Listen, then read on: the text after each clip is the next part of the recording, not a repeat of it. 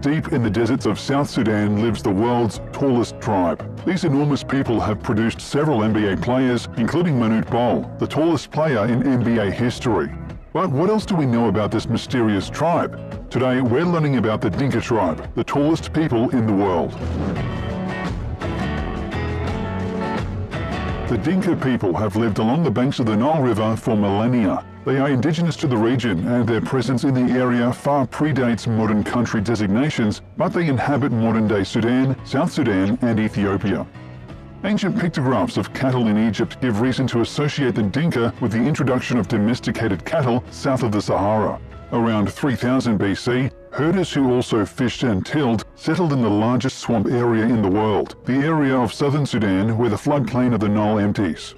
Many of their ancient traditions are still in place. The Dinka defended their area against the Ottoman Turks in the mid-1800s and rejected attempts of slave merchants to convert them to Islam. Otherwise, they have lived in seclusion. The Dinka have an average height of 6 feet and 1 inch. Compare this to the average height of 5 foot 7 inches globally. This massive tribe towers all other lives on Earth, so it's no surprise that many of them excel in basketball. NBA players produced by the tribe include Bol Bol, Thonmaker, Luol Deng, Ata Majok, and Mariel Shayok. Most of these players have fascinating lives, leaving a war-torn country for a brand new land to compete at the highest level of athletics. Manute Bol tore through his NBA career with the Washington Bullets, the Golden State Warriors, the Philadelphia 76ers, and the Miami Heat. He stood 7 feet 7 inches tall. His quick reflexes and incredible 8-foot arm span made him a formidable shot blocker. In 624 games, he made 2,086 blocks, for an average of 3.34 per game, the second best in NBA history. Bol, a Dinka from southern Sudan, tended his family's cattle and at age 15 began playing basketball. He arrived in the US in 1982 with no formal education or knowledge of the English language. Within 3 years, however, he had studied English at the Case Western Reserve University in Cleveland, played a year of college ball at the University of Bridgeport, Connecticut, and been drafted by the Bullets. After retiring in 1995, Bol campaigned for peace in war-torn Sudan, where he maintained a part-time home and funded the construction of new schools. Bol was notable for his efforts to promote human rights in his native Sudan and aid for Sudanese refugees. But he was not unique in this sense. Most prominent members of the Dinka tribe play simultaneous roles as athletes and activists, attempting to advocate for their oppressed region. He succeeded in raising awareness for the tribe, but violence is still prevalent throughout the region. No one knows the origin of the word Dinka, and in fact it's a word that colonists applied to these indigenous people. They call themselves either Mwanjang or Jang. Many of these tribal members do not acknowledge the state of Sudan and prefer to pledge allegiance to their tribe. There are 20 different tribes among the Dinka, and they do not always get along. The Dinka people were until recently blissfully unaware of the presence of capitalism. In fact, words like profit, market, and trade were only added to their vocabulary by colonists. While outsiders are quick to call the Dinka primitive, their lifestyle and traditions are more focused on communal living and harmony with their natural surroundings. Many experts believe that indigenous people will be instrumental in helping the world face issues like climate change and increasing natural disasters. Shared economic resources, similarities in language and cultural norms, and myths of genealogical connection between all the different sections of Dinka create a sense of collective identity. Cattle are of supreme importance to the Dinka, both symbolically and practically. These animals form the basis of Dinka livelihood, religion, and social structure. The importance of cattle in the Dinka economy has had great influence in the politics of contact between the Dinka and other pastoral peoples neighboring them. This contact was initially based on exchange, but has gradually developed into hostility as Dinka's herding neighbors started to desire access to Dinka cattle and the grazing plains of their life. There are more than 400 words in the Dinka vocabulary relating to cattle. Traditionally, when people were low on grain, they collected wild grain and nuts or went fishing. With the advent of the modern market, grain became available in the shops owned by Arab traders. It was, however, procurable with cash, which the Dinka did not have and could only obtain by the sale of cattle.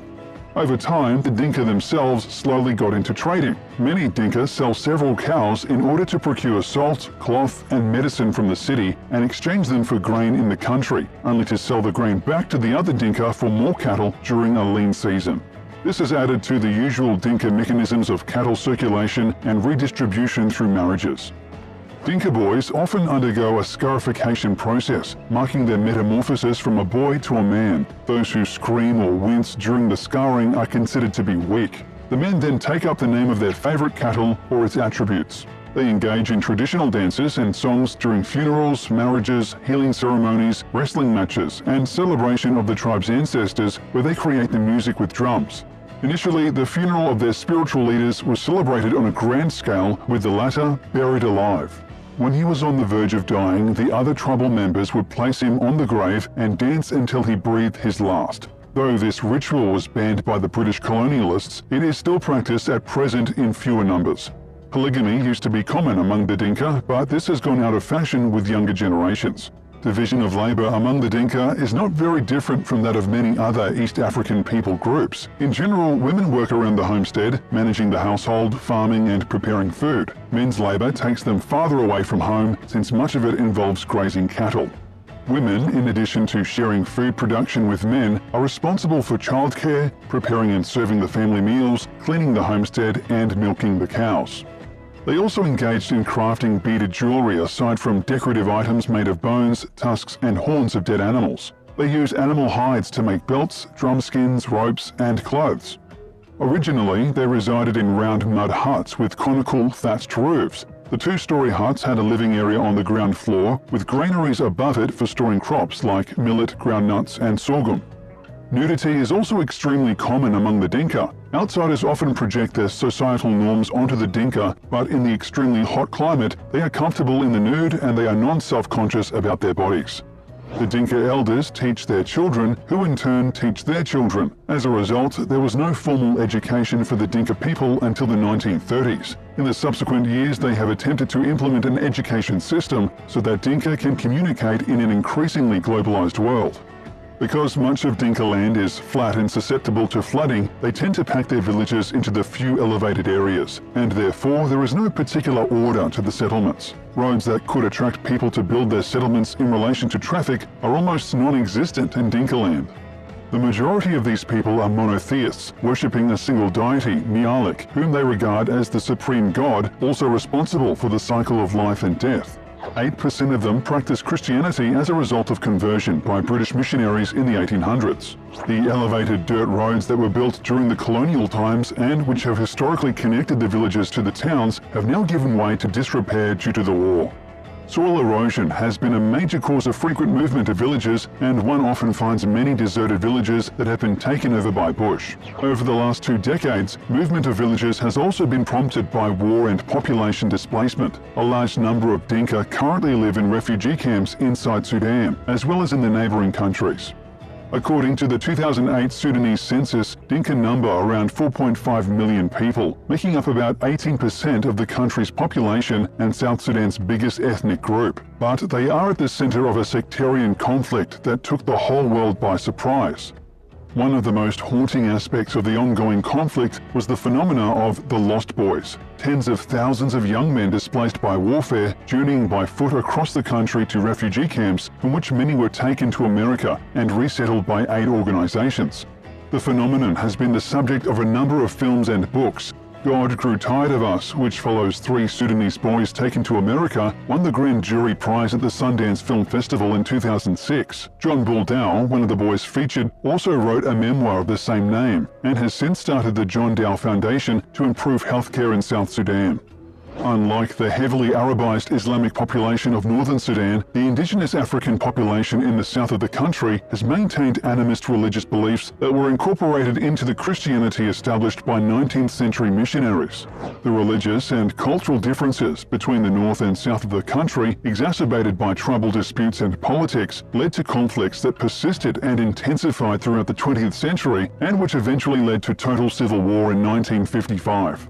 The situation has created one of the most war-torn nations in the world, with hostilities continuing almost uninterrupted ever since. In July 2011, South Sudan seceded after a referendum, although the infrastructure and economy will take years to recover. In both the Islamic North and the Christian South, internal strife persists. The civil war continues to rage on, and thousands have been killed in recent years. World-famous actor George Clooney has been active in South Sudan since 2011 and recently wrote an article explaining how the United States could help the people in this region. He called for action against multinationals, Western tycoons and brokers who have profited from South Sudan's violent instability, warning policymakers that if you don't care what happens in South Sudan, its problems will end up on your doorstep. Global warming is making the desert larger, violence is moving people off the land, and they are moving by the millions, the outspoken activist told CNN. You care not just because it is the right thing to do, which it is, but because at one point or another, it's something we will begin dealing with. One case study from Clooney's organization alleges that the country's largest multinational petroleum consortium, Dar Petroleum Operating Company, funded militias in the oil-producing regions of South Sudan. The consortium is headed by China National Petroleum Corporation and Malaysian state-owned Petronas. Clooney encourages people to boycott these companies and use sanctions to curb their influence in the region. He stresses that many individuals are unwittingly supporting these corporations through mutual funds which mask specific investments. He encourages the public to look into their investments and make sure they're matched with their values. If you are sympathetic to the plight of the Dinka people or the issues in South Sudan, organizations like Water for South Sudan, Sudan Relief Fund and the Norwegian Refugee Council are all working on the ground to improve the quality of life for these people.